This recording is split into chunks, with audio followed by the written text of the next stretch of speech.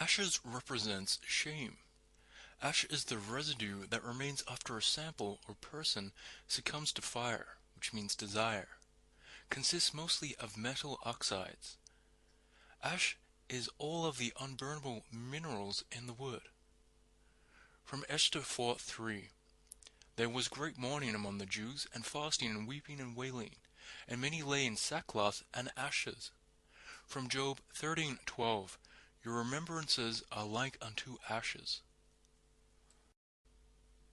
Incense represents penitence, a sweet savory smoke in the air, or a desire to be forgiven.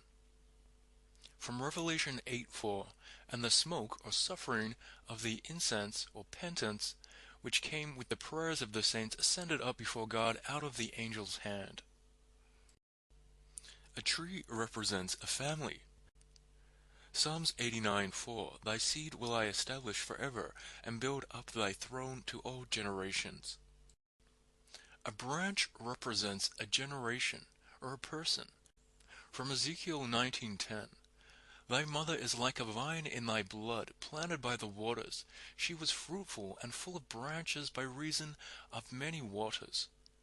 From Jeremiah 33:15, in those days and at that time will I cause the branch of righteousness to grow up unto David. A leaf represents enlightenment. As the tree's leaf needs to receive the light of the sun in order to produce fruit, so does a person need to receive righteousness in order to produce good works. From Genesis 3:7, and the eyes of both of them were open, and they knew that they were naked, or bearing sin, and they sewed fig leaves together and made themselves aprons. Fruit represents works. Fruit forms on branches underneath leaves. From Jeremiah 21:14, but I will punish you according to the fruit of your doings, saith the Lord. From Hosea 10:13, ye have plowed wickedness, ye have reaped iniquity, ye have eaten the fruit of lies. We discern a person's works or their fruit with our five senses. We touch the fruit with our body, we taste the fruit with our soul, we smell the fruit with our spirit, and we receive the light that bounces off the fruit with our eyes.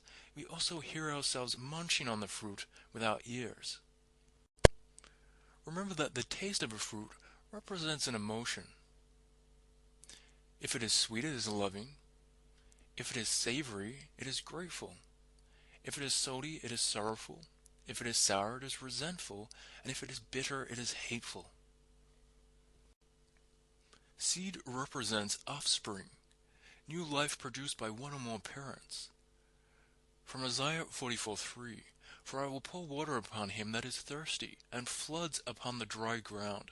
I will pour my spirit upon thy seed, and my blessing upon thine offspring. From Isaiah 48:19, thy seed also has been as the sand, and the offspring of thy bowels like the gravel thereof.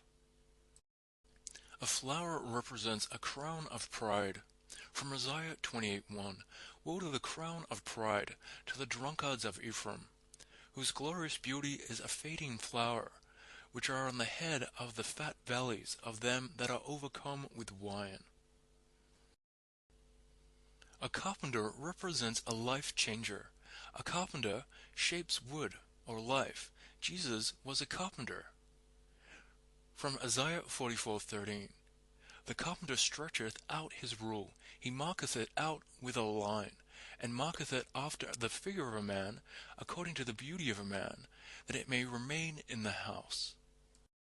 Flax represents prophets. In Jesus' time, fishing nets were made of a weaved network of flax, as were the sails for fishing boats. Flaxseed oil is used as a wood preservative.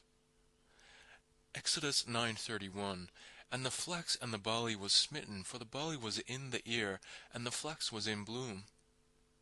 Isaiah 42:3, a bruised reed shall he not break, and the smoking flax shall he not quench. He shall bring forth judgment unto truth. A rush represents a false prophet.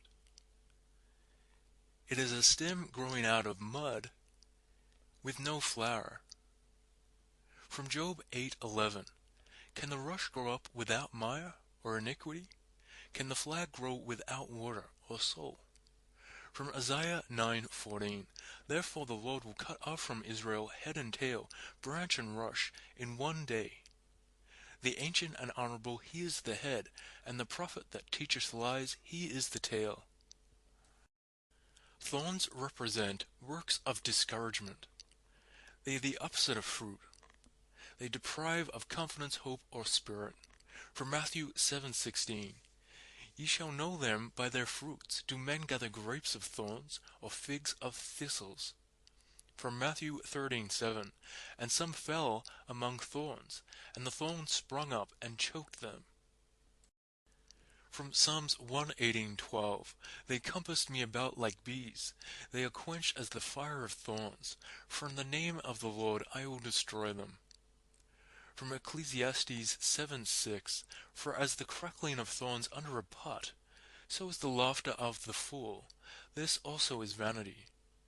From Ezekiel 2:6, and thou, son of man, be not afraid of them, neither be afraid of their words, though briars and thorns be with thee,